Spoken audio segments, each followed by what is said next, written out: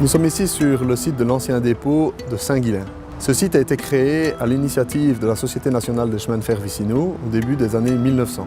Le site était principalement destiné à l'entretien des trams. Depuis 1937, ce site comporte un dépôt d'hydrocarbures.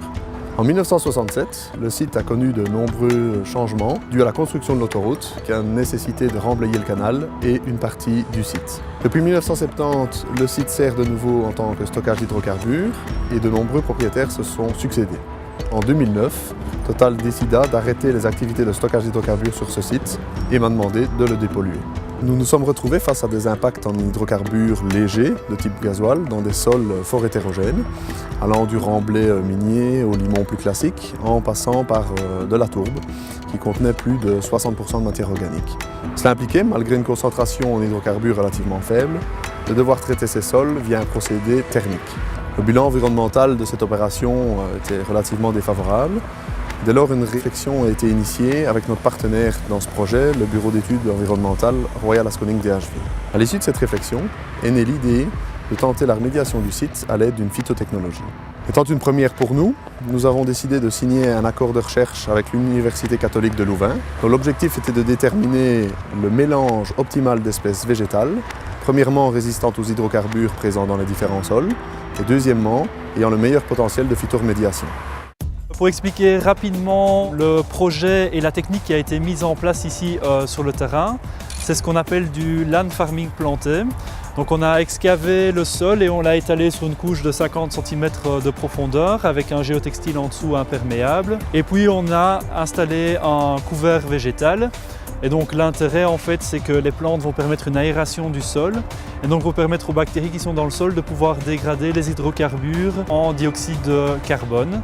Étant donné que les terres sont polluées en hydrocarbures, il fallait s'assurer que l'eau de percolation ne serait jamais en contact avec du sol propre.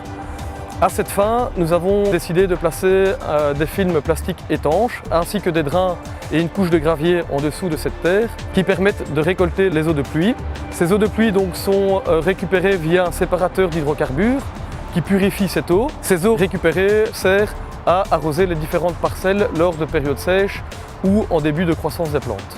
L'impact environnemental d'une telle technique est très intéressant parce que les terres ne sont plus évacuées hors du site mais sont directement traitées sur site, ce qui permet d'économiser pas mal de trajets camions et qui contribue à rendre un bilan carbone plus bas sur l'ensemble de l'assainissement. Qui plus est, cette technique est également intéressante d'un point de vue financier puisque pour la même raison, il y a moins de transport de terre de remblai, ce qui a permis de diminuer les coûts d'assainissement d'au moins 50%.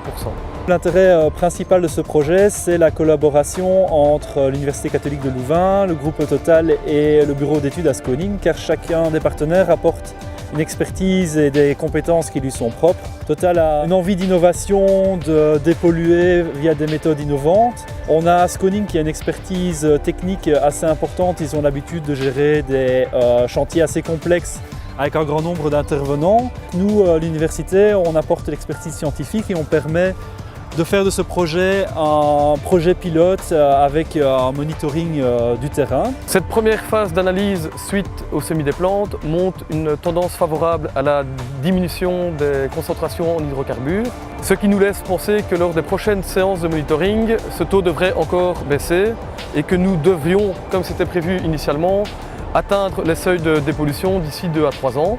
À ce moment, les terres pourront retourner à leur emplacement original et le site pourra être considéré comme dépollué.